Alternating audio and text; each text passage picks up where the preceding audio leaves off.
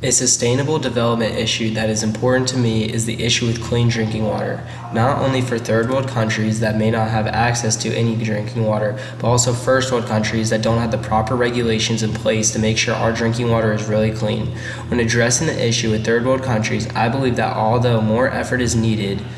we also need to make sure that we are solving the problem efficiently. For example, we give less fortunate countries water deliveries and aid packages, but instead of making these countries rely on us, we should allow them to become self-sustaining. For example, we build pipes that can deliver clean water and filtration plants that can turn dirty water into clean, consumable water. This does not mean we give them the money to build these projects and expect them to do it themselves, but rather we help them throughout the process by hiring a real contracting company with the proper skills to do the job and make sure the funds are being used correctly. Also, we should educate politicians on good infrastructure and laws that make clean drinking water more accessible, as I believe that undereducated politicians result in them taking the money and using it on things that do not benefit their country as a whole, which can lead to many believing that there is not enough money to fix the issue. Funding is still important though and necessary for progress, and that is why it is important to buy from companies that fund clean water access. Another important thing is making sure that infrastructures are being carefully made